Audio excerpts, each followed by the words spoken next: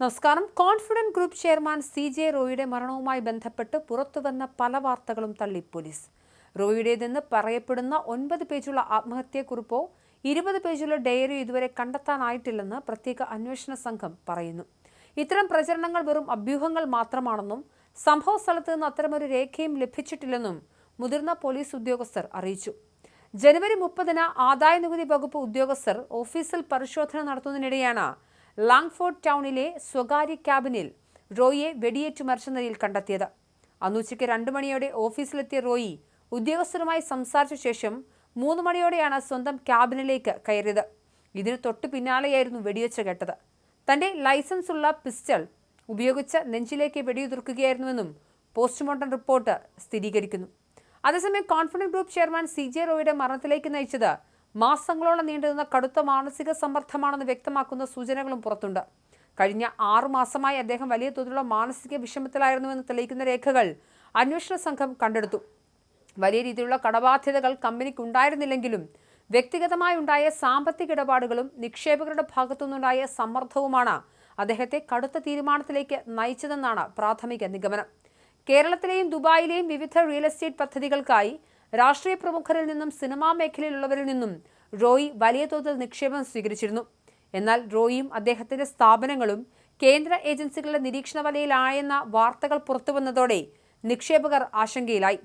തങ്ങളുടെ പണം സുരക്ഷിതമല്ലെന്ന് ഭയന്ന പലരും നിക്ഷേപം തിരികെ ആവശ്യപ്പെട്ട് വലിയ രീതിയിൽ സമ്മർദ്ദം ചെലുത്തി തുടങ്ങി. പല സാമ്പത്തിക ഇടപാടുകളുടെയും സ്രോതസ് വെളിപ്പെടുത്താൻ സാധിക്കാത്ത സാഹചര്യം കൂടി വന്നതോടെ റോയി ആകെ പ്രതിസന്ധിയിലാവുകയായിരുന്നു. അതേസമയം ആദായനികുതി വകുപ്പിന്റെ ഭാഗത്തു നിന്നുണ്ടായ മാനസിക സമ്മർദ്ദമാണ് മരണകാരണമെന്ന് റോയിയുടെ സഹോദരൻ ആരോപിച്ചു. കഴിഞ്ഞ 3-4 ദിവസമായി റോയി കടുത്ത സമ്മർദ്ദത്തിലായിരുന്നുവെന്നും ഉദ്യോഗസ്ഥർ അദ്ദേഹത്തെ ബുദ്ധിമുട്ടിച്ചെന്നുമാണ് കുടുംബത്തിന്റെ പരാതി. എന്നാൽ സംഭവ സമയത്ത് ഉദ്യോഗസ്ഥർ റോയിയെ ചോദ്യം ചെയ്യുകയായിരുന്നില്ല എന്നും മുൻപ് പിടിച്ചെടുത്ത രേഖകൾ പരിശോധിക്കുക മാത്രമാണ് ചെയ്തിരുന്നതെന്നും പോലീസ് പറയുന്നു. റോയിയുടെ പക്കൽ തോക്കുള്ള കാര്യം ഉദ്യോഗസ്ഥർ അറിഞ്ഞിരുന്നില്ല. അതേസമയം ആദായനികുതി വകുപ്പിന്റെ ഭാഗത്തു നിന്നുണ്ടായ സമ്മർദ്ദമാണ് മരണകാരണമെന്ന് ഉറപ്പിക്കാൻ അന്വേഷണ സംഘം ഇതുവരെയും തയ്യാറായിട്ടില്ല. മരണത്തിൽ ദുരൂഹത ആരോപിച്ച് കേരള മുഖ്യമന്ത്രി പിണറായി വിജയൻ കേന്ദ്ര ധനമന്ത്രി നിർമ്മല സീതാരാമന് കത്തുമയച്ചിരുന്നു. സംഭവത്തിൽ അദ്ദേഹം ജുഡീഷ്യൽ അന്വേഷണം ആവശ്യപ്പെട്ടാണ് കത്തയച്ചത്. കേരളത്തിന്റെ ആവശ്യമെന്ന് പറഞ്ഞുകൊണ്ടാണ് കത്ത് എഴുതിയത്. എന്നാൽ അന്വേഷണം പൂർത്തിയാകാതെ നിഗമനങ്ങൾ എത്തരുതെന്ന് കർണാടക ആഭ്യന്തരമന്ത്രി G. പരമേശ്വർ ഇതിനോടകം വ്യക്തമാക്കിയിട്ടുണ്ട്. റോയിയുടെ ക്യാബിനുള്ളിലെ CCTV ദൃശ്യങ്ങൾ ലഭ്യമല്ലാത്തത് പോലീസിനെ കുഴപ്പിക്കുന്നുണ്ട്.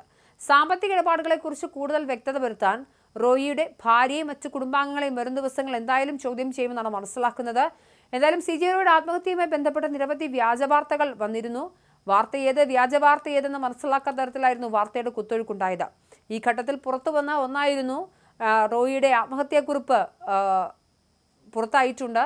ആത്മഹത്യാക്കുറിപ്പ് എഴുതി വെച്ചതിന് ശേഷമാണ് അദ്ദേഹം മരണപ്പെട്ടതെന്നും അദ്ദേഹം ആത്മഹത്യ ചെയ്യാൻ മുൻപേ തീരുമാനിച്ചിരുന്നു എന്നുള്ള കാര്യം. എന്നാൽ ഇങ്ങനെ ആത്മഹത്യാക്കുറിപ്പില്ല എന്നാണ് പോലീസ് പറയുന്നത്. പോലീസ് ഇത് നിഷേധിച്ചു എന്നുള്ളതാണ് റിപ്പോർട്ടുകൾ. എന്നാൽ കയ്യിലുള്ള ഡയറി അത് ആത്മഹത്യാക്കുറിപ്പാണ്, അതിലെ കുറിപ്പുകളെന്ന് കണക്കാക്കാൻ സാധിക്കില്ല എന്നതായിരുന്നു പോലീസിൻ്റെ ഇന്നലത്തെ സ്ഥിരീകരണം. അതുകൊണ്ട് തന്നെ കാര്യത്തിൽ കൂടുതൽ വ്യക്തത വരുത്തേണ്ടതുണ്ട്. കുടുംബത്തെ ചോദ്യം ചെയ്യേണ്ടതുണ്ട്. എന്തായാലും CCTV ദൃശ്യങ്ങൾ അടക്കം ലഭ്യമല്ലാത്ത സാഹചര്യത്തിൽ അന്വേഷണം വഴിമുട്ടുകയാണ്.